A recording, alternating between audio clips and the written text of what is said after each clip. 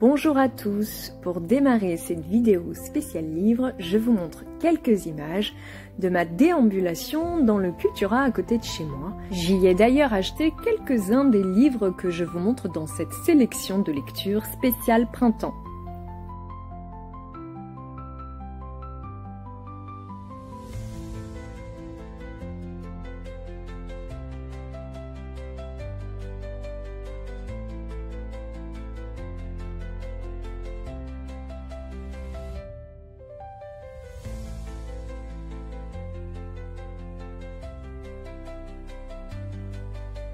Et voici maintenant un petit aperçu de tout ce que je vais vous montrer en détail dans la suite de la vidéo. Allez, c'est parti! Bonjour à tous! Aujourd'hui, on se retrouve pour une vidéo spéciale livre de printemps. Je fais ça maintenant tous les ans sur la chaîne. J'aime bien partager avec vous mes lectures de saison. Comme le printemps vient tout juste de démarrer, j'ai décidé de partager avec vous ma pile à lire. Alors, il y a des livres à l'intérieur que j'ai déjà lus et dont je vais pouvoir vous parler un peu plus en détail. Et il y en a d'autres, comme on est au début du printemps, où je n'ai pas encore eu le temps de me plonger et dont je vous parlerai plutôt de pourquoi je l'ai sélectionné, pourquoi je l'ai choisi pour m'accompagner ce printemps. Comme d'habitude, il y a vraiment un peu de tout dans ma sélection. Vous le savez si vous suivez régulièrement les vidéos livres de la chaîne, je suis une lectrice qui s'adapte un petit peu à tous les genres littéraires. En fait, il faut juste que le livre me donne envie, me séduise. Alors souvent, il y a un critère esthétique dans mes choix puisque j'aime beaucoup les jolis livres avec des belles illustrations. Et d'autant plus pour les lectures saisonnières, je trouve que c'est important. Mais ça m'empêche pas, évidemment, de lire plein d'autres styles de livres qui ont absolument aucune illustration dedans. C'est juste que pour mes lectures saisonnières, j'aime bien m'entourer de beaux livres qui vont vraiment m'imprégner dans la saison. Donc on va commencer justement par les livres illustrés, parce que j'appelle souvent des livres un petit peu d'ambiance. Ça veut dire que ce sont des livres dans lesquels on peut facilement se plonger, regarder une ou deux pages, juste les illustrations, picorer par-ci par-là le texte, et pas forcément en fait un roman qu'on va lire de A à Z. C'est vraiment des livres à laisser traîner sur sa table basse à côté de son canapé pour les feuilleter pendant toute la saison et être imprégné voilà, du printemps qui s'annonce et qui vient tout juste de démarrer. Pour commencer, j'ai choisi de démarrer par un livre pop-up à la recherche d'effets des fleurs, paru chez Grund en 2014. Le livre neuf vaut 19,95 €, mais vous ne le trouverez plus dans les librairies puisqu'il n'est plus édité. Il faudra vous tourner vers le marché de l'occasion si vous voulez vous le procurer. Donc je vous montre volontairement que quelques pages à l'intérieur, tout simplement parce qu'il n'y a que 5 ou 6 pop-up, comme c'est souvent le cas dans les livres illustrés comme ça. Hein. Et donc forcément, si je vous montre tous les pop-up, je vous spoil le contenu. Et l'idée, c'est quand même que vous découvriez par vous-même le livre si vous avez envie de vous le procurer. Mais voilà, voici le premier pop-up que j'avais envie de partager avec vous. Regardez-moi ces merveilleuses fleurs. Alors, de quoi ça parle? Eh bien, tout simplement, c'est un livre pour enfants qui vous propose d'aller chercher à l'intérieur du pop-up, vous voyez, il y a des petits trous, des petits recoins, et vous devez deviner où sont les fées qui ont été dessinées par l'illustratrice anglaise qui cartonnait au début du XXe siècle et qui s'appelait Cicely Mary Baker. Je vous en ai déjà parlé, notamment l'année dernière dans ma sélection de livres pour le printemps justement, puisque j'étais tombée sur un livre d'occasion qui contenait toutes ses œuvres en intégrale à l'intérieur et en français de ses dessins. Elle est notamment très célèbre pour ses petites illustrations de petites fées de saison d'ailleurs, puisque chaque fée représente une fleur spécifique ou une plante spécifique d'une saison. Et donc elle a créé plusieurs petits livres comme ça, de l'automne, de l'hiver, du printemps, de l'été. Donc là, pour vous les montrer de plus près, vous avez ici une petite fée hein, dans le style qu'elle dessinait. Vous avez ici un petit hologramme. Alors, je ne sais pas si ça se verra à la caméra, mais quand on fait ça, on a un tronc d'arbre fermé. Et quand on bouge, on voit la porte qui s'ouvre en rond et une petite fée à l'intérieur. Ici, vous avez une autre petite fée cachée à l'intérieur du lierre, vous voyez. Donc ça, c'est typiquement hein, le genre de dessin de Cicely Mary Baker. Forcément, vous l'avez vu quelque part. Toutes ces œuvres ont été énormément reprises, il y a eu beaucoup d'objets dérivés notamment, j'en trouve d'ailleurs régulièrement en brocante, aussi bien de la vaisselle, des boîtes, de la papeterie, des tableaux, des puzzles, il y a vraiment eu un peu de tout sur cette autrice. Et vraiment, voilà, c'est super quand on aime l'univers du petit peuple et du monde féerique. Et c'est tout le but du livre, puisque l'idée c'est d'aller trouver à l'intérieur où sont cachées les petites fées. Et on vous explique dans le texte que les fées se cachent toujours à l'orée du bois ou alors à certains endroits stratégiques du jardin. Et quand vous refermerez ce livre, vous saurez exactement où elles se trouvent et vous serez prêt à aller faire la chasse aux fées. Un deuxième pop-up que je voulais vous montrer, c'est celui-ci, vous voyez, qui représente une partie d'un arbre avec des fruits, des papillons, des champignons. Donc là, je pense que vous arriverez facilement à discerner les petites fées qui sont cachées sous les ronces de mur. Voilà. Et donc le but est effectivement de retourner le pop-up un petit peu dans tous les sens pour voir ce qu'il y a derrière à chaque fois. Ici, on trouve une petite fée cachée parce que certaines sont très apparentes comme ici, mais d'autres sont vraiment cachées sous des feuilles, sous des champignons et il faut que l'enfant cherche un petit peu à l'intérieur. Il y a aussi quelques flaps sur certains pop-up, donc c'est vraiment assez ludique et les enfants adorent. Moi j'ai lu ça avec mes filles, elles sont vraiment adorées. En plus de ça, c'est quand même un livre pour les grands enfants également, hein. Vraiment, si vous êtes collectionneur, si vous aimez les pop-up, si vous aimez tout simplement les belles illustrations, si vous aimez le petit peuple, les fées, tout ce qui a trait au jardin, au bois, hein, puisque ce sont les deux thématiques qu'on retrouve dans ce livre, eh bien, essayez de vous le procurer parce que franchement, vous ne serez pas déçus de ce livre. C'est vraiment une petite merveille. Et c'est un livre qui peut vous accompagner dans les saisons puisque tous les pop-up ne sont pas printaniers. Il y en a certains qui sont un petit peu plus automnaux, à l'image de celui-ci par exemple, où vous voyez, on est sur des feuilles, je pense, de chêne avec des glands, vous voyez, et des petites fées qui sont dessus. Alors, effectivement, celui-là a des couleurs un peu plus, je trouve, automnales, mais c'est normal puisque Cicely Mary Baker a dessiné vraiment toutes les saisons avec ces petites fées, ces petits personnages ailés. Vraiment, ce livre, c'est une merveille à regarder. Si vous avez la chance de le trouver, foncez. Vérifiez juste l'état avant, parce que les pop-up, c'est vraiment très fragile. Et celui-ci, évidemment, n'échappe pas à la règle. Mais mis à part ça, il a une superbe taille. Il est vraiment très bien travaillé et de qualité. Regardez-moi les détails un peu partout, franchement. Et il est superbe. Ensuite, on enchaîne avec un autre livre d'ambiance qui est idéal à feuilleter pour cette saison. Il s'agit d'un livre sur le langage des fleurs, publié aux éditions Le Chêne et réalisé par Marthe Seguin-Fontès. Donc, on a un livre qui a une thématique qui m'est chère au printemps, à savoir le langage des fleurs. J'ai plein de livres sur ce sujet, je les collectionne un petit peu, puisque chaque livre apporte des fleurs différentes souvent et aussi des légendes différentes en fonction de certaines fleurs. On apprend toujours un petit truc en plus. Voilà, il y a un livre qui vous dit telle chose et puis il y en a un autre qui vous donne une référence supplémentaire que vous n'aviez pas. Et donc, on va dire que chaque livre parfait un petit peu votre connaissance sur le langage des fleurs et c'est pour ça que c'est une thématique que je me lasse pas de collectionner et d'acheter quand j'en trouve un qui me plaît. Par contre, il faut qu'à l'intérieur ça me plaise et ce que j'aime c'est qu'il y ait des illustrations. Si le livre a des photos, ça va moins m'attirer et donc je ne l'achèterai probablement pas. Puisque ce qui me plaît toujours, moi, ce sont les belles illustrations. Et donc ce livre en est absolument rempli. Je vous montre comme ça rapidement pour que vous ayez une idée. Et après, je vais vous montrer quelques pages en particulier. Mais vous voyez, il est vraiment très joli. Le coup de crayon est très délicat. Elles sont dessinées un petit peu comme des aquarelles, je trouve. Elles sont vraiment très belles. Donc ici, on a la camélia du Japon, qui est vraiment superbe. J'ai aussi sélectionné cette image-ci de la fleur d'oranger parce qu'il y avait un papillon dessus et que j'aimais beaucoup la façon dont c'était illustré. Mais honnêtement, toutes les pages sont belles. Je pourrais toutes vous les montrer, mais bon, il faut faire un choix pour vous donner une idée un petit peu des dessins.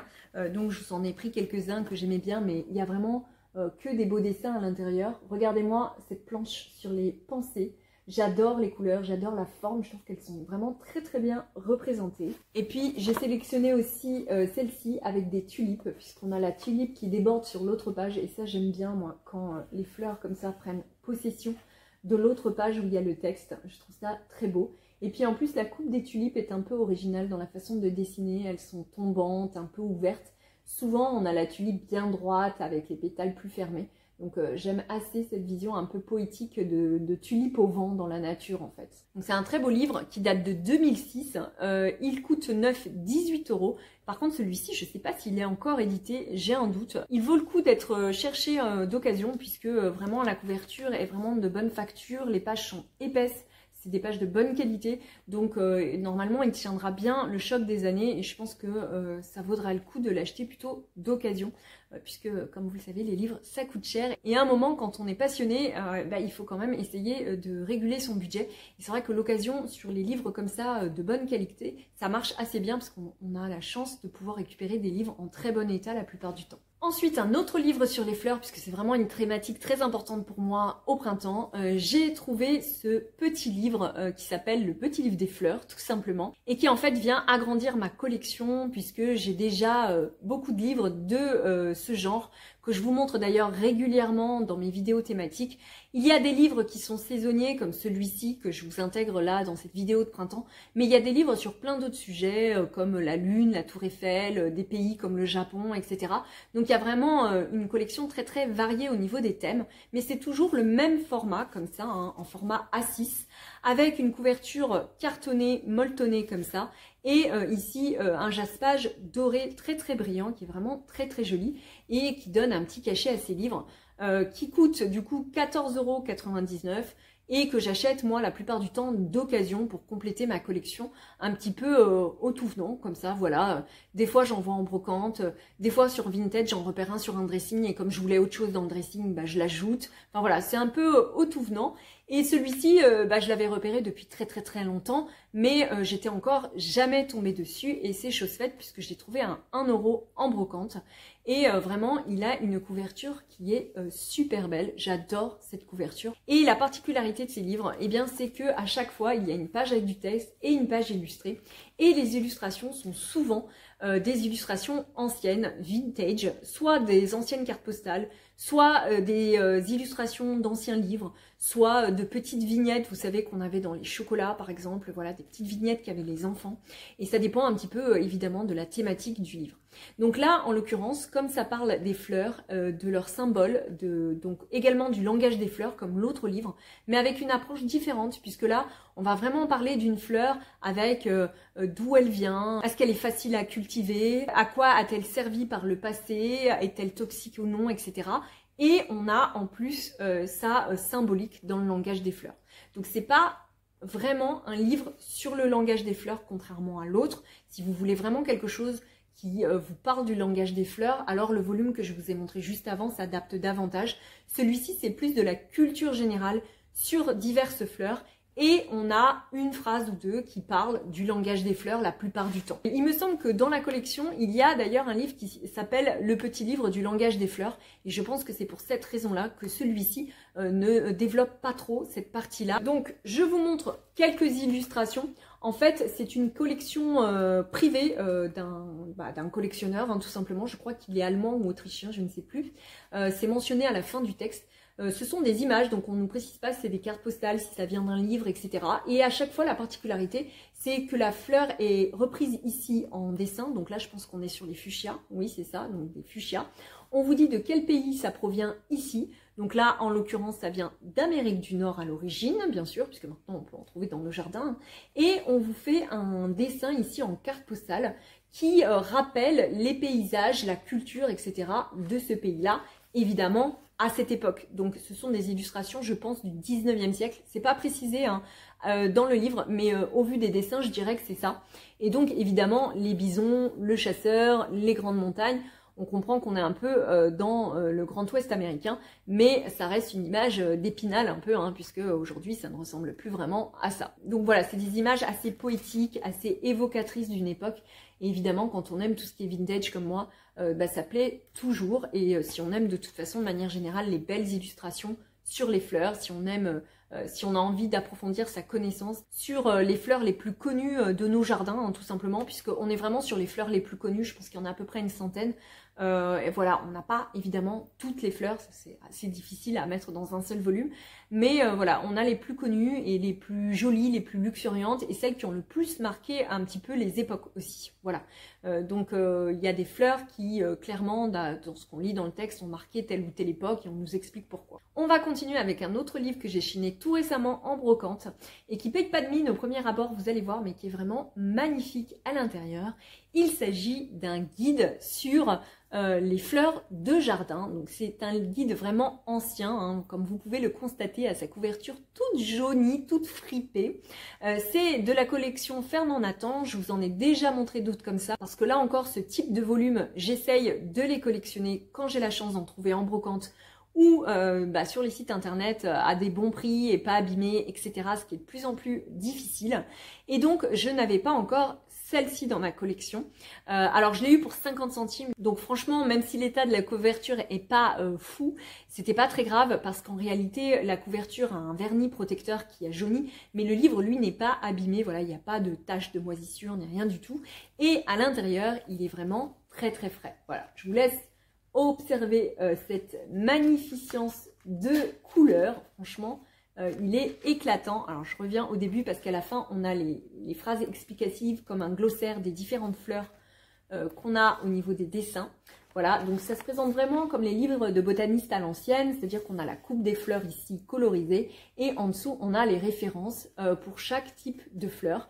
Et à la fin vous avez les notes qui vous expliquent comment faire pousser ces plantes dans votre jardin, ce qu'elles aiment au niveau de l'environnement, etc. Et comment faire pour qu'elles poussent bien et se développent bien dans votre jardin tout simplement. Donc voilà, ce que j'ai vraiment adoré, ce qui m'a conquis, ce sont ces illustrations. Voilà, elles sont, mais alors, splendides. Et comme je vous le disais, vous voyez bien que c'est vraiment encore très très frais à l'intérieur. Et c'est un livre qui est assez difficile à trouver dans la collection. J'ai eu beaucoup de mal à trouver celui-là jusqu'à présent. Et là, je suis tombée vraiment par hasard dessus en brocante. J'étais tellement heureuse. Voilà, je pouvais que repartir avec. C'est vraiment des petits soleils, toutes ces fleurs colorées. Ça donne du peps. Ça me donne qu'une envie, c'est d'aller mettre des fleurs dans un vase et de mettre des tas de fleurs chez moi. Voilà, c'est vraiment gai, vraiment de feuilleter ce livre. Et c'est pour ça que je l'ai mis dans cette sélection. Donc voilà, je vous conseille vivement d'essayer d'aller chiner ce livre-là. Franchement, vous ne regretterez pas pour la beauté des dessins. Notamment si vous-même vous aimez dessiner les plantes, je pense que ça peut vous aider, vous servir de modèle. Franchement, quand vous aimez faire de l'aquarelle avec des plantes, etc., je pense que c'est une très bonne base d'avoir ce livre-là chez vous. Ça vous inspirera à tous les coups. On poursuit maintenant avec un livre d'illustration pour enfants, qui est d'ailleurs vintage, vous allez voir, et que j'ai chiné là encore cette année pour vous montrer dans cette vidéo. C'est un livre que je cherchais depuis très longtemps là encore, parce qu'il est assez difficile à trouver en français et je ne voulais pas l'acheter en anglais ou en allemand, parce que l'auteur de ce livre, qui est aussi l'illustratrice d'ailleurs, était à la base une professeure et une religieuse allemande qui s'essayait du coup au livre pour enfants et à l'illustration à ses heures perdues et qui a fini par être publiée. Elle s'appelait Sibylle von Holfers et c'est un livre dont le texte et les illustrations datent de 1906. Alors la présente édition, elle date de 2013 et je pense que c'est l'une des dernières éditions en français. Ça s'appelle Grand-mère Terre et ses enfants et c'est un peu le best-seller de cette autrice, puisqu'il y a d'autres livres qui sont sortis en Allemagne ou même en anglais, mais que moi personnellement je n'ai jamais vu en français. C'est vraiment le seul titre à chaque fois que j'ai essayé d'en chiner sur internet notamment, j'ai réussi à retrouver en français. Alors il y a plusieurs couvertures, hein, puisque ça a été réédité plusieurs fois, mais la plupart du temps on a cette image-ci dans un style complètement art nouveau, hein, puisque c'est à cette période-là qu'a été réalisé ce livre. Et voilà, rien que pour les dessins, ce livre m'avait déjà conquis. Et c'est pour ça que ça faisait de nombreuses années que j'essayais de m'en procurer un en bon état et à un prix raisonnable. Donc je ne sais plus, mais celui-là, je crois que je l'avais eu pour 5-6 euros, je sais plus trop, ce qui est vraiment un très très bon prix. Moi je m'étais donné comme prix maximal 10 euros, mais il n'est pas rare de trouver ces livres à 30 euros sur les sites de vente en ligne, alors que bon, techniquement ça reste un livre qui lui n'est pas vintage. On ne parle pas de l'édition originale de 1906, hein. On parle vraiment d'une réédition qui n'est pas si vieille que ça. Et pour revenir à notre livre, eh bien, je vais vous montrer un petit peu les illustrations, hein, qu'il y a à l'intérieur et vous parler d'histoire. Donc c'est une histoire un peu sous forme de conte écologique, je dirais. Elle est un peu en avance sur son temps, cette dame, puisqu'on a une personnification de la Terre en une maman, voilà, une vieille maman un peu d'ailleurs, hein, une maman un peu d'époque, et de ses enfants qu'elle est en train de réveiller. Ce sont en fait des enfants racines qui vont donner ensuite des plantes et même des fleurs pour la plupart d'entre eux. Et elle leur dit: le printemps est arrivé, il est temps de vous lever et de vous mettre au travail puisque la terre se réveille, le printemps est là. Et donc elle va tout simplement aider ses enfants à colorer la terre, à grandir, à devenir des pousses de fleurs. Ils vont également tout simplement réveiller les insectes, réveiller la terre, à l'image ici de ce petit enfant qui est en train, vous voyez, de peindre des coccinelles pour qu'elles sortent au printemps toutes fraîches et toutes belles. Voilà, c'est très poétique, ce sont vraiment des belles images. Je ne sais pas ce que vous en pensez, mais moi j'ai tout de suite adhéré au style de l'illustratrice. En plus d'être évidemment un style art nouveau, c'est vraiment très bien fait, très poétique et ça parlera à coup sûr à vos enfants, notamment s'ils aiment la nature, s'ils ont un penchant comme ça pour les petites plantes, les insectes du jardin, ils vont adorer. Par contre, attention, le texte est en vers, c'est un texte ancien qui certes a été remanié dans la présente édition, mais qui plaira pas beaucoup en histoire du soir aux plus jeunes, selon moi, parce que voilà, c'est quand même un vocabulaire assez soutenu, le fait qu'il y ait des rimes, le fait qu'on parle de beaucoup de noms de plantes, voilà, ça peut, on va dire, désintéresser certains enfants. Donc c'est un livre à regarder avec ses enfants et en adaptant le texte, en parlant finalement avec eux des différentes fleurs, des différents insectes. Et je pense qu'il faut l'aborder vraiment en se basant sur les images plutôt que sur le texte. Après, un enfant plus grand, qui notamment aime lire, va davantage saisir toute la complexité du texte, tout le côté poétique, puisque vraiment, voilà, pour le coup, comme c'est en prose, on est vraiment presque dans un poème tout le long du livre pour enfants. Au niveau de l'édition, si vous la recherchez, c'est chez Yona, voilà, comme ça se prononce, et à l'époque, ça coûtait 12 €. Ensuite, j'ai choisi de vous parler encore d'un livre jeunesse, un petit peu plus épais cette fois-ci, puisqu'on est à mi-chemin avec une nouvelle, puisque j'ai acheté récemment en librairie ce livre qui s'appelle « Voyage au pays des arbres » de Le Clésio, illustré par Henri Galeron aux éditions Folio Cadet. Et c'est la version collector, voilà, de ce livre. C'est ce qui m'a fait craquer. Donc, je vous montre un peu la version collector. En fait, vous voyez ici, on a des petites découpes sur fond étoilé bleu magnifique. Et cette découpe s'ouvre sur un magnifique dessin. Donc c'est un livre illustré, et c'est ça qui est vraiment sympathique ici, qui reprend des illustrations très surréalistes. Alors je ne sais pas si vous connaissez le peintre Magritte notamment, mais je trouve que les œuvres de l'illustrateur Henri Galeron relèvent un petit peu de l'univers de Magritte. Donc j'essaye de vous montrer quelques-uns des dessins qui me font penser un peu à l'univers de Magritte, vous voyez, comme celui-ci par exemple, ou bien encore ceux-là, voilà. Il y a vraiment un peu de surréalisme, un peu d'onirisme dans cette illustration. Et je trouve que ça fait vraiment toute la magie du livre. Voilà, vous voyez, ici on a les arbres, la nuit, qui forment comme un visage. Alors l'histoire, elle, tient plutôt du Petit Prince de Saint-Exupéry, selon moi. Alors, c'est pas le Petit Prince, parce que le Petit Prince est un chef-d'œuvre, c'est vraiment un ovni dans la littérature qui n'a jamais été égalé, selon moi, parce que vraiment c'est un de mes livres préférés depuis que je suis toute petite. Donc voilà, ça tient une place particulière dans mon cœur. Mais c'est d'autant plus à prendre au sérieux pour vous dans ce cas si vous aimez le Petit Prince, parce que si je vous dis que c'est un air du Petit Prince alors que j'adore le Petit Prince, c'est que forcément il doit y avoir quelque chose quand même, parce que ici on a un petit garçon qui va se perdre dans la forêt volontairement et qui a très envie de parler aux arbres et de les apprivoiser. De la même façon que le Petit Prince va apprivoiser son renard de façon poétique avec des conversations extrêmement philosophiques, métaphysiques, eh bien on a ici ce petit garçon qui lui va apprivoiser un grand chêne et qui va dialoguer avec lui sur divers sujets comme ça, un peu comme un enfant sage parlerait à un adulte, voilà. Et ça a vraiment quelque chose qui tend vers la poésie qu'on retrouve dans le Petit Prince. Alors c'est pas du tout le même sujet, c'est pas traité de la même façon, mais il y a quelque chose qui relie les deux textes selon moi. Et en plus les illustrations sont vraiment superbes, il est tout fin. C'est un peu dommage que pour une édition collector ils aient pas choisi un format un peu plus grand et une couverture cartonnée. Mais c'est vrai que je comprends que pour faire cette découpe là il fallait quelque chose de souple. Mais vraiment les illustrations sont tellement belles que ça méritait selon moi des pages plus grandes. Alors c'est un livre qui date des années 90, donc vous pouvez essayer de le retrouver en format plus grand puisque ça existe des années 90. Mais je trouvais à chaque fois que la couverture, elle, n'était pas terrible. Et j'étais vraiment beaucoup plus sous le charme de cette édition-ci, qui est vraiment superbe.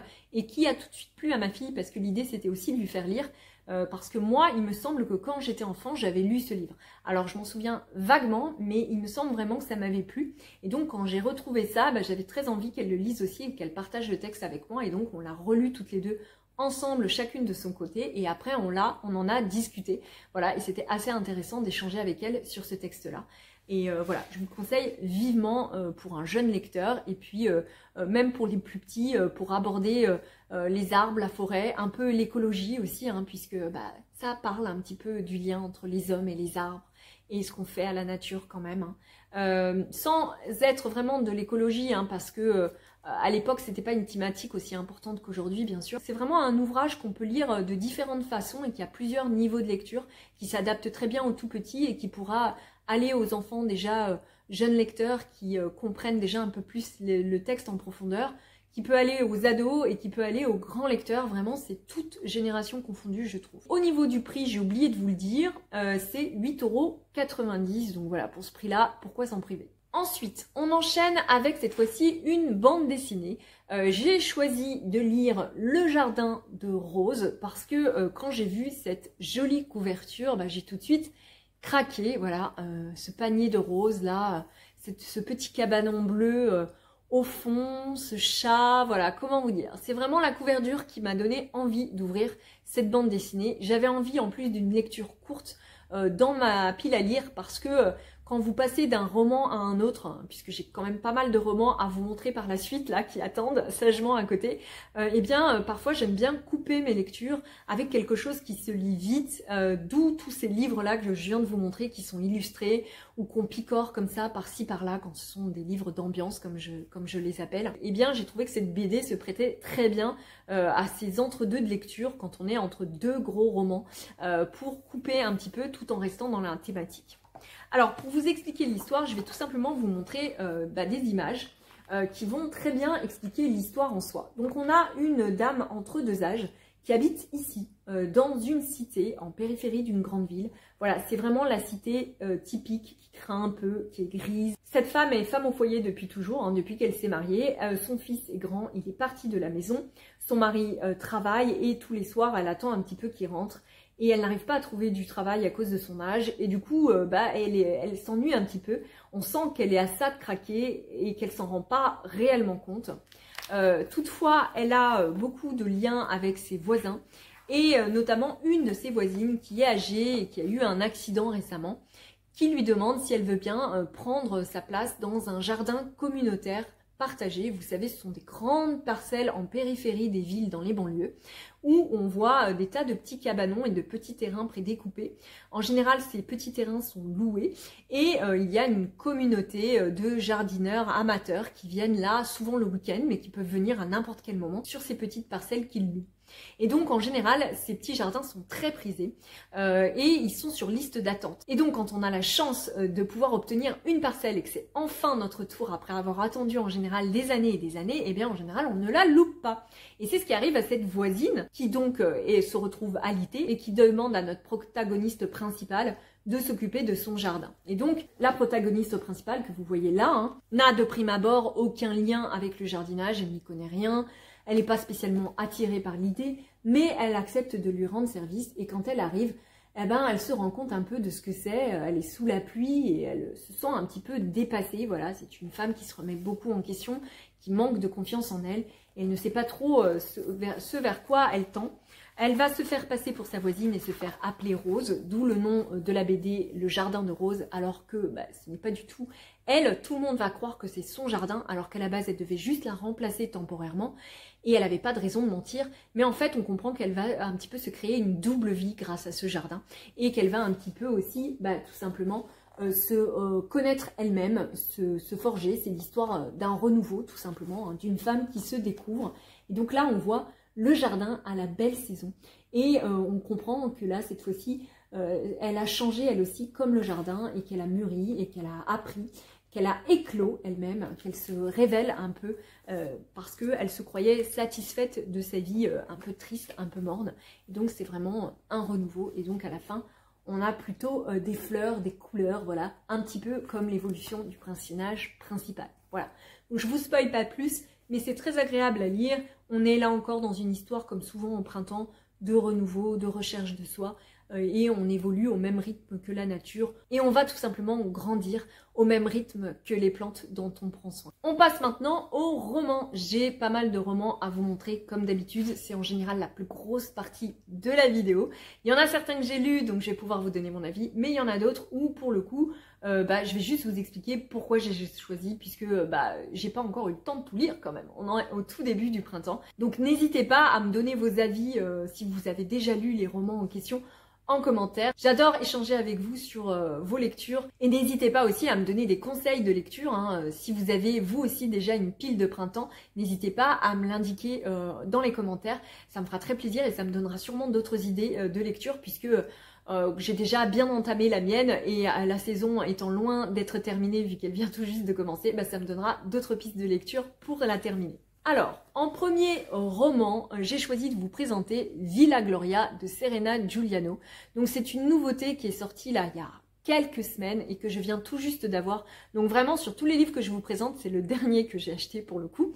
Et je l'ai déjà fini, il est passé tout en haut de la pile devant tous les autres, tout simplement parce que j'avais trop envie de lire Serena Giuliano. J'adore cette autrice. Il se trouve qu'elle écrit toujours des romans qui se passent en Italie et qu'elle manie à merveille la plume pour vous décrire les trésors de son pays d'origine, il me semble, puisqu'il me semble qu'elle est d'origine italienne.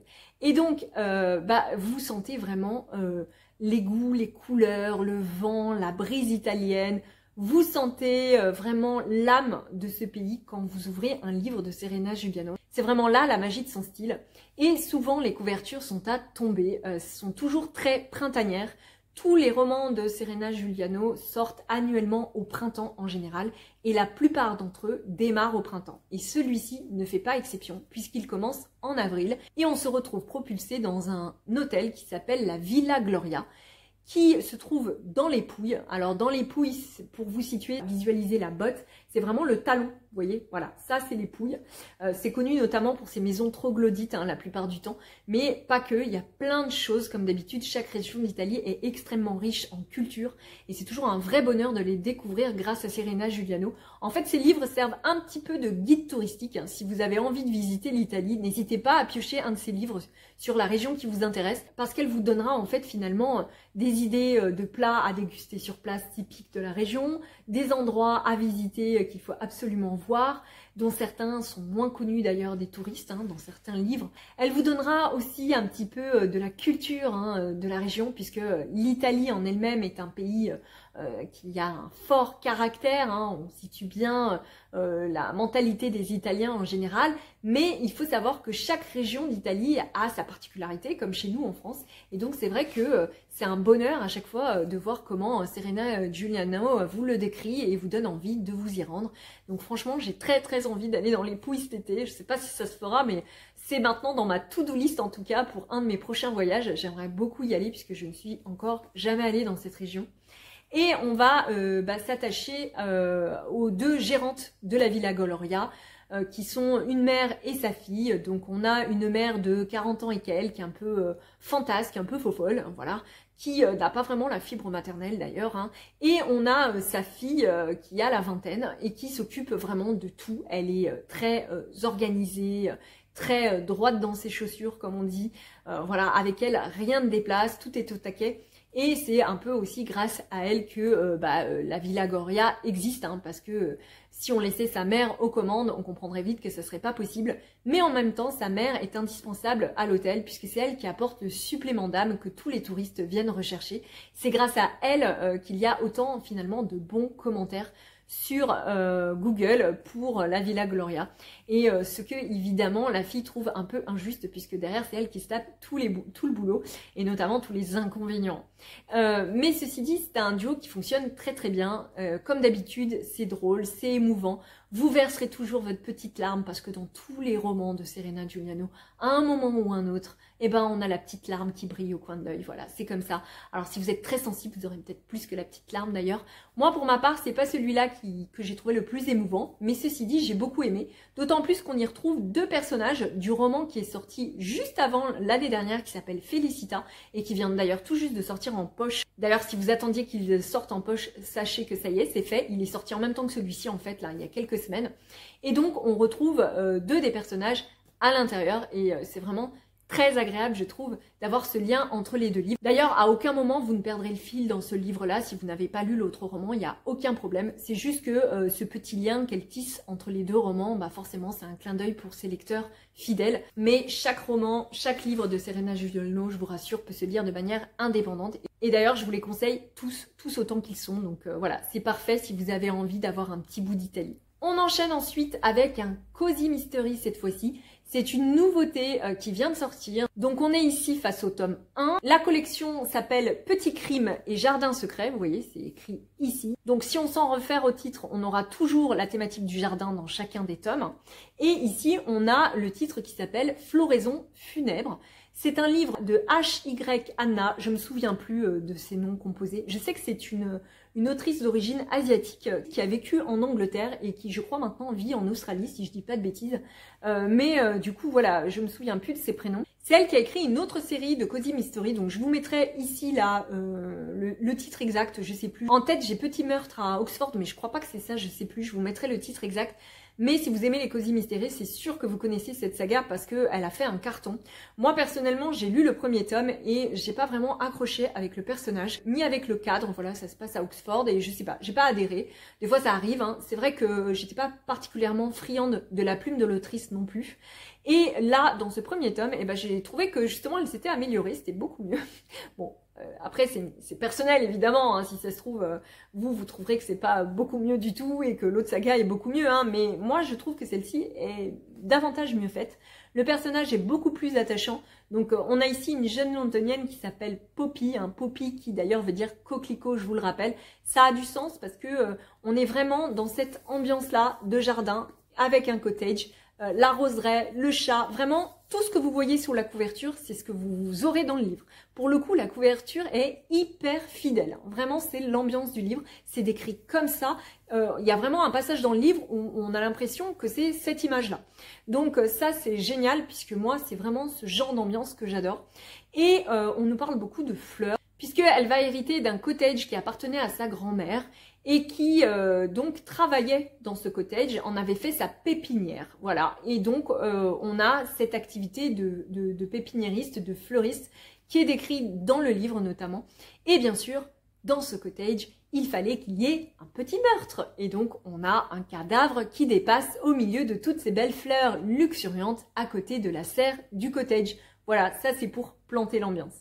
On a à côté un voisin sexy qui est un écrivain best-seller, un peu ténébreux, qui parle pas beaucoup, qui est pas très loquace et qui est pas non plus très sociable, qui va évidemment un petit peu forcément naviguer autour de l'héroïne principale. Alors il n'y a pas d'histoire romantique de prime abord. Si vous aimez les Cozy Mystery où il y a un peu de romance, on n'est pas dedans. Peut-être que ça va venir dans les prochains tomes, mais là pour l'instant on n'y est pas. Donc je vous conseille ce texte si vous aimez les Cozy Mystery, le jardin, les fleurs et puis les secrets de famille, puisque dans l'histoire, on a aussi toute une histoire autour de la famille, etc. Et puis, j'ai hâte de voir ce que nous réserve le prochain tome. Au niveau du prix, on est à 15,90 €. Ça vient d'être publié chez City. Et voilà, je trouve que c'est une très très jolie édition, notamment au niveau du dessin. Et l'histoire m'a beaucoup plu. C'est frais, c'est léger. Franchement, c'est une bouffée d'air frais. J'ai vraiment adoré cette lecture. Pour le prochain livre, je ne pouvais pas vous faire une sélection livre sans vous mettre à l'intérieur un livre des éditions Nami. Vous savez que j'adore cette édition. Vraiment, j'y trouve toujours des pépites. Et cette fois-ci, mon dévolu s'est jeté sur Quand le jardin refleurira de Sarah Nisha Adams. Donc le livre coûte 20,90 €. Alors pourquoi j'ai craqué? Tout simplement parce que c'est l'histoire d'un jardin partagé, donc comprenez entre deux voisins qui ont des maisons mitoyennes et qui se partagent le jardin à l'arrière, qui ne s'entendent pas du tout. Le jardin est à l'abandon et chacun des deux voisins, pour embêter l'autre un petit peu, veut prendre le pas sur le jardin et décider de ce qu'on va y faire. Et donc on suit l'un des deux voisins qui est le personnage principal de l'histoire, qui est un jeune homme d'origine indienne qui a quitté son pays pour faire ses études en Angleterre, pour travailler à la City ensuite, réaliser un peu le rêve de ses parents, tout simplement d'aller en Angleterre, de gravir les échelons, etc. et qui depuis un an, depuis on l'apprend au fil du texte que sa mère est décédée en fait, hein, part un petit peu à la dérive. Il est un peu paumé tout simplement, voilà. Et en parallèle de la nouvelle voisine qui s'est installée en face et qui lui fait la misère, il reçoit régulièrement dans sa boîte aux lettres des coupures de journaux, des photos qui montrent à chaque fois son jardin, des années auparavant, donc il sait pas trop les dater, hein, il sait pas trop de quand datent ces photos, de quand datent ces coupures de journaux, et il découvre petit à petit, grâce à ces mystérieuses enveloppes, que ce jardin a été un lieu très important pour le quartier fut un temps, et qu'il était non seulement partagé entre les deux locataires de chacune des maisons, mais qu'il était également partagé avec tout le quartier, et que tout le monde s'y réunissait, et comme c'est un quartier en banlieue de Londres, c'était aussi synonyme de mixité sociale, voilà, de tolérance, de savoir vivre ensemble, et c'est l'une des thématiques importantes de ce livre, de comment vivre tous ensemble, d'être tolérant, de dépasser les différences ethniques, les différences de genre, etc. Et on a à côté une autre thématique qui est un peu plus lourde cette fois-ci, qui est le deuil. Voilà, il y a pas mal question quand même de deuil, de comment réapprendre derrière à vivre. C'est vraiment l'histoire d'un renouveau, c'est le renouveau à la fois d'un jardin et le renouveau également de ce jeune homme qui s'en occupe, de la voisine à côté quelque part également, des souvenirs des anciens du quartier qui connaissaient le jardin de l'époque, etc. Et on a ce quartier qui va revivre en même temps que le jardin. Voilà, donc le maître mot de ce roman, c'est vraiment le jardin et le renouveau. C'est une thématique qu'on retrouve souvent ensemble, hein, de toute façon, hein, qui est vieille comme Hérode, et qui ici s'adapte très bien au printemps, puisque le printemps c'est la saison du jardinage qui reprend, c'est la saison du renouveau également, et donc c'est ce qui m'a poussée à lire ce livre. Alors très honnêtement, au début, j'ai pas trop adhéré au livre, parce que c'est une narration en deux temps, donc j'entends par là qu'il y a deux voix différentes, mais il y a aussi donc deux personnages différents qui alternent en fonction des chapitres, et il y a aussi une différence temporelle, donc on a à chaque fois des dates et des temps différents, voilà, ce qui fait qu'on a tout le temps ce va-et-vient avec des flashbacks à chaque chapitre, et au départ c'est assez difficile de démêler l'histoire et de voir où ça va aboutir. Très sincèrement, moi en tout cas, j'ai eu du mal à adhérer au départ, c'était un petit peu fouillis selon moi. Franchement, j'ai du mal à comprendre comment le roman a réussi à passer la barrière des éditeurs, puisque en général les éditeurs s'arrêtent à l'Inkipit ou au mieux aux 3 premiers chapitres, mais vont rarement plus loin. Et moi je trouve que justement c'est après que ça démarre. Le début est pas terrible. Bon, voilà. C'est juste pour vous dire que si vous choisissez de lire ce livre, ne vous arrêtez pas au départ. Persévérer, parce qu'il y a plein de trésors qui se cachent derrière, mais c'est vrai que le tout début n'est pas, à mon sens, très accrocheur. Mais dans tous les cas, si vous aimez les éditions Nami, on est vraiment dans la même vibe que d'habitude, voilà. On est dans une littérature de l'introspection, c'est souvent des romans un petit peu lents quand même, un peu narratifs. C'est le cas pour celui-ci. D'ailleurs, je trouve qu'il est peut-être même plus lent que les autres habituels, mais c'est pas très gênant parce qu'en fait, le temps de la narration, quelque part, c'est aussi le temps du jardin. Donc, je m'explique qu'en même temps que le jardin va revivre, va tout simplement se créer, va pousser, va grandir, va croître, et ben on a les personnages qui évoluent de la même façon, et donc ce rythme lent finalement s'adapte très bien pour le coup à ce qu'on vous raconte dans l'histoire. Donc c'est pas dérangeant à mon sens. Par contre voilà, ce qui m'a dérangé c'est clairement le début, donc ne vous arrêtez pas au début si vous avez envie de le lire. Après c'est pas non plus mon préféré des éditions Nami, vous l'aurez compris. Ensuite en librairie, j'ai craqué pour ce livre-ci qui s'appelle Miss Austen de Giles Hornby. C'est un roman publié chez Hauteville dont j'ai choisi l'édition poche que je vous présente ici à 7,90 €. Tout simplement parce que l'édition grand format a exactement la même illustration, et en général, quand l'illustration qui me plaît est sur un poche, bah, je choisis toujours la version poche. Mais j'ai aussi le fâcheux défaut que quand l'illustration qui me plaît est sur la grande version, bah, j'achète la grande version qui coûte plus cher. Mais bon, comme j'achète souvent d'occasion, c'est pas très grave d'avoir ce défaut-là. Mais c'est vrai que je suis très sensible aux couvertures et à l'aspect général. Et là, cette belle fleur, franchement, elle est faite pour mes lectures de printemps, non? Cette belle rose-là, elle est magnifique. Alors de quoi ça parle? Eh ben tout simplement c'est un livre pour les fans un petit peu de Jane Austen. Si vous n'aimez pas cette autrice du 19e siècle, il y a de fortes chances que le livre ne vous intéresse pas beaucoup. Pourquoi? Parce que l'auteur se base sur des faits de la vie de Jane Austen, en l'occurrence de sa relation avec sa plus jeune sœur qui s'appelait Cassandra, et de ce qui s'est passé après la mort de Jane Austen, puisque c'est Cassandra qui va prendre un peu en main toutes les affaires personnelles de Jane et qui va décider de ce qui va rester à la postérité. Et notamment pour les littéraires qui aiment beaucoup cette autrice, qui va décider de ce qui va être gardé ou pas de ses écrits. Et effectivement, dans la réalité, énormément de lettres, puisqu'à l'époque on s'écrivait beaucoup, énormément de journaux intimes de Jane Austen et de lettres personnelles ont été détruites par Cassandra après la mort de sa sœur, tout simplement pour protéger l'intimité de celle-ci. Voilà. À l'époque, ça n'a pas été pensé en se disant que pour la postérité littéraire, pour ses œuvres, ça serait très très intéressant de conserver tout ça. D'ailleurs, Jane Austen de son vivant n'était pas connue comme elle est connue aujourd'hui.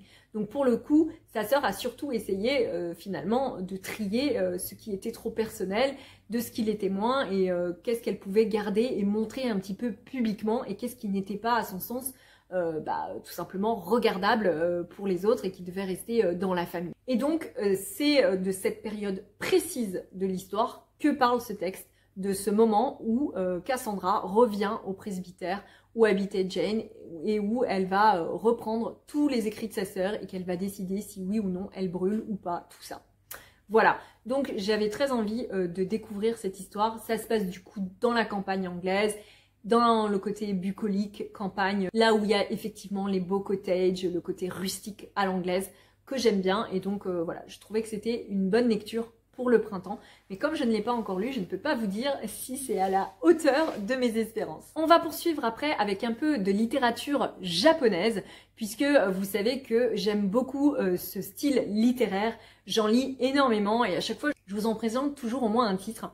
Et cette fois-ci, j'ai choisi de lire 1000 ans pour aimer d'Inaba Mayumi, publié chez Pic et Poche et qui coûte 9 €. Donc ça, pareil, je l'ai acheté en librairie parce que les poches, je les achète rarement d'occasion. Soit j'achète vraiment le poche en brocante dans une boutique voilà, qui vend de l'occasion pour 1 € au maximum, soit je les choisis directement en neuf parce que sur des sites internet comme Vinted par exemple, à moins d'avoir un gros lot de romans poche pas cher et qu'ils vous intéressent tous, ce qui en général n'arrive jamais, eh bien je trouve que ça ne vaut pas le coup. Autant avoir directement le poche, parce qu'avec les frais de port, les frais du site, etc., c'est pas hyper avantageux à mon sens. Et en plus, les poches sont des livres qui s'abîment très vite. Et moi, j'adore que mes livres soient vraiment le plus impeccable possible. Voilà, ça c'est un défaut chez moi. Mais je sais que chez les littéraires, c'est un défaut qu'on partage beaucoup entre nous. Voilà, je suis pas la seule, je crois, dans mon cas, hein, je pense. Et donc, du coup, c'est vrai que là-dessus, je suis assez minutieuse. Et je suis allée chercher ce livre qui me faisait de l'œil. Alors, je ne l'ai pas encore lu. Pourquoi je l'ai choisi? Parce que ça parle d'un jardin, justement. Mais d'un jardin particulier, puisqu'à l'intérieur, ils sont suspendus des étoffes qu'une jeune femme teint elle-même avec des couleurs naturelles produites par les fleurs de son jardin. Voilà, donc c'est le speech général du roman et c'est ça qui m'a attirée. Tout ce côté jardin, fleurs et ce travail de la teinture, des couleurs qu'on obtient naturellement avec les plantes. Comme d'habitude dans la littérature japonaise, il y a vraiment ce côté symbolique qu'ont les fleurs, qu'ont les couleurs, et donc on a vraiment une partie très poétique au niveau du texte. En tout cas d'après les avis que j'ai pu lire, c'est un texte plutôt poétique. Et d'ailleurs c'est grâce à ces fleurs qu'elle insuffle un peu la vie à ses vêtements. Quand elle va les teindre, quand elle va leur donner les couleurs, elle va les rendre presque un peu vivants, leur donner une lumière et un éclat un peu surnaturel presque. Alors on n'est pas sur de la fantaisie, hein, mais il y a toujours ce côté un peu comme ça... surnaturel, divin dans les histoires japonaises. Hein. Il n'est pas rare que les mythes rencontrent la réalité dans les histoires japonaises parce qu'il y a quand même une très forte culture avec beaucoup de mythes, de légendes dans le Japon et souvent ça se retrouve dans les textes et ça c'est quelque chose que j'aime beaucoup et apparemment c'est ce qui se passe un peu là-dedans. On est encore ici comme dans l'autre roman que je vous ai présenté tout à l'heure avec une thématique également du deuil puisque cette jeune femme qui teint des vêtements avec les fleurs de son jardin, vient de perdre son mari. Et donc on est là encore dans l'idée de renaître, de revenir à la vie. Un peu comme ces vêtements qu'elle teint et qui prennent vie sous ses mains, et bien on comprend que la jeune femme va elle également reprendre vie grâce à ce processus créatif qu'elle entame à chaque fois qu'elle fait de la teinture et qu'elle cultive son jardin. Voilà. Donc j'aime beaucoup toute cette symbolique qu'il y a autour du jardin, des plantes et du fait de renaître, de revivre, vous l'avez compris, puisqu'on retrouve ça dans pas mal des livres que je choisis pour le printemps en général. On va terminer avec un ensemble de livres que j'avais envie de vous présenter. Donc je vais vous les mettre comme ça, voilà, pour que vous voyez comme ils sont beaux. Franchement, ils sont pas magnifiques ces livres. En fait, ce sont des nouvelles éditions de classiques pour enfants qui viennent de paraître depuis le début de l'année chez Flammarion Jeunesse. La plupart d'entre eux coûtent 15,90 ou 16,90 en fonction de la taille du volume, vous voyez. Au départ, ce qui est sorti en premier, c'est ce livre-là, qui est le tome 1 d'un grand classique maintenant, qui s'appelle La petite maison dans la prairie. Et donc, pourquoi j'ai eu envie de le lire? Eh bien, tout simplement parce que je fais partie des enfants des années 90 qui ont regardé la série en boucle sur M6, puisqu'elle passait continuellement, pratiquement pendant des années sur cette chaîne. D'ailleurs, je me demande si elle passe pas encore quelque part aujourd'hui, je ne sais pas. Et donc, forcément, ça me rappelle mes souvenirs d'enfance. D'autant plus qu'à l'époque, je me souviens très bien d'avoir lu également des versions vintage de La petite maison dans la prairie. Alors, j'ai pas lu tous les tomes, de mémoire, je crois qu'il y en a au moins 8. Je sais que ça m'avait moyennement plu parce que c'est un texte finalement très narratif qui va vous décrire la vie quotidienne de paysans, entre guillemets, hein, dans le Grand Ouest américain. Et donc, vous allez savoir comment il construit la maison, comment on met des clous sur une porte, comment on cultive, comment on fabrique telle ou telle chose. Bon, je suis un peu caricaturale dans la forme, mais c'est vraiment un livre qui narre de façon très simple le quotidien rural, quoi. Donc, c'est vrai que c'est pas toujours passionnant, en tout cas moi dans mon souvenir. Donc vous voyez, j'ai commencé à le lire et effectivement il y a certains passages que j'aime moins. Après personnellement, en tant qu'adulte, quand je relis ça et que je me remémore la série, que je retrouve tous les personnages qu'il y avait dans la série, qui est assez fidèle au texte hein, d'ailleurs, forcément ça fait naître en moi une certaine nostalgie et une certaine joie qui me rappelle des années de l'enfance, donc forcément ça me plaît. Après, est-ce que quelqu'un qui connaissait pas la série va apprécier cette lecture? Je ne sais pas. Ma fille a prévu de le lire puisque c'est un jeunesse hein, et je verrai comment elle réagit à ce texte, mais je ne suis pas sûre personnellement qu'elle adhère beaucoup parce que elle, ce qu'elle aime dans les livres, ce sont les romans d'aventure, ce sont les personnages fantastiques, les dragons, les sorcières, qui est des énigmes aussi, qui est des choses à découvrir. Et c'est vrai que là, on est dans quelque chose qui n'est pas du tout dans ce genre-là et qui, du coup, ne plaît pas forcément à tout le monde. Donc voilà, je pense que c'est un indispensable si vous êtes enfant des années 90 comme moi, très honnêtement. D'autant que la collection est vraiment superbe et que jusqu'à présent, il y avait de vieilles éditions vintage que j'aimais pas particulièrement. Je crois que j'ai un tome là-haut. Je vous montrerai sa photo. D'ailleurs, si je le retrouve dans ma bibliothèque, je vous ferai une photo. Mais ils sont pas terribles à mon goût. Donc j'ai jamais chiné cette collection-là. J'ai juste le tome numéro 1 parce que j'étais tombée dessus dans une boîte à livres il y a longtemps. Mais j'ai jamais chiné la suite. Et là, je suis très contente que Flammarion Jeunesse décide de republier ce texte avec une très jolie édition. Regardez-moi ça. Si ça c'est pas printanier, si ça vous donne pas envie d'ouvrir le livre, franchement. Et on a le tome 2 qui est sorti dans la foulée, voilà. Et donc comme je vous ai dit, je crois qu'il y a au moins 8 tomes, donc il y a la suite qui doit probablement arriver assez vite puisque je crois que les deux sont sortis à 1 ou 2 mois d'intervalle, hein, pas plus. Et comme je vous le disais tout à l'heure, le livre coûte 15,90 € et je trouve que franchement la qualité est là. Alors après à l'intérieur, il n'y a aucune illustration. Ça a beau être des jeunesses, vous n'avez aucune illustration, c'est vraiment du texte pur et dur. C'est une illustration bien aérée, hein, avec je trouve une police assez grande, donc au niveau de la lecture ça va, c'est vraiment bien. Vous avez juste un petit dessin comme ça au début de chaque chapitre, mais c'est tout. Du coup, j'en profite pour vous montrer les deux autres qui sont sortis également dans cette collection sur ces derniers mois. Il y a un autre classique idéal pour le printemps qui s'appelle Le vent dans les saules et que j'ai d'ailleurs relu avant La petite maison dans la prairie, puisque celui-ci je l'ai déjà dans d'autres versions, hein. Je crois que j'ai déjà 2 autres éditions de ce livre, donc je le connais bien au niveau d'histoire. Je l'avais d'ailleurs déjà lu quand j'étais petite, Mais le fait d'avoir une nouvelle édition en main, comme ça, qui est toute mignonne, toute jolie, bah, j'avais envie de le relire. Et du coup, je l'ai acheté pour le partager avec ma fille, parce que les autres éditions que j'ai ne lui plaisent pas tant que ça. Et je me suis dit qu'avec celle-ci, elle aura peut-être envie de découvrir le texte. Et effectivement, elle a envie de le lire. Le vent dans les saules est un roman précurseur pour la jeunesse de Kenneth Grahame, donc un Anglais hein, qui a écrit ça, je crois, au début du XXe siècle, si je dis pas de bêtises. Et qui a été précurseur dans le genre tout simplement parce que c'est le premier vrai roman jeunesse qui va anthropomorphiser les animaux.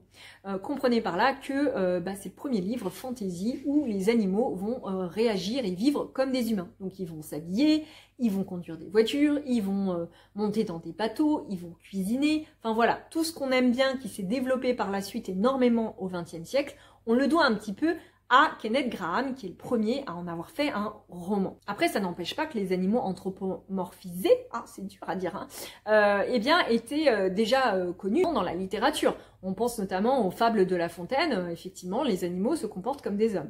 Mais c'est vrai qu'au niveau des romans, c'est vraiment celui-ci qui va marquer le genre et qui va ouvrir la voie à tous les autres livres qu'on a eus par la suite. Ce qui fait que ce livre est idéal pour le printemps, c'est que quand vous ouvrez les premières pages et que vous lisez l'Incipit, eh bien, on a Blaireau, un des personnages principaux, qui est sous terre et qui tout d'un coup ressent un appel, comme un élan, voilà, irrésistible. Il doit absolument remonter à la surface et sortir parce qu'il le sent, il y a quelque chose dans l'air. Et ce quelque chose dans l'air, eh bien, c'est tout simplement la nature qui revit, les oiseaux qui chantent, les bourdonnements des insectes, le bruit de la rivière qui chante. Et c'est tout simplement le printemps qui est arrivé, voilà. Et il a tout d'un coup une soif d'aventure, un élan comme ça de vie pour aller à l'encontre des autres, puisque Blaireau vit tout seul dans sa tanière. Et tout d'un coup, voilà, il va avoir cet élan que lui impulse la nature de vie, d'aventure, de soleil aussi. Il a très envie de voir les rayons du soleil et c'est comme ça que démarre Le vent dans les saules. Donc je vous invite vraiment à découvrir ce classique qui est vraiment adorable. Plein de descriptions trop mignonnes, beaucoup de nourriture. Si vous avez aimé, par exemple, un roman récent qui a fait un carton, qui est Mémoire de la forêt, vous aimerez ça parce que clairement, Mémoire de la forêt, quelque part, c'est un hommage au vent dans les saules. Alors, je connais pas l'auteur, je sais pas s'il l'a dit quelque part ou pas, mais moi, personnellement, je vois vraiment un lien entre les deux livres. En tout cas, ce qui est sûr, c'est que si vous aimez Mémoire de la forêt, il y a de fortes chances pour que vous aimez Les vents dans les saules, qui pour le coup est un texte beaucoup plus ancien et qui est un peu l'instigateur de tous les romans dans le genre. On termine par le dernier livre de la collection qui vient de sortir, qui n'est pas forcément le livre que je vous conseillerais pour le printemps, mais la couverture est tellement mignonne que franchement, si vous avez envie de le relire ce printemps, pourquoi pas. Les classiques, on peut les lire à n'importe quel moment de l'année, n'est-ce pas?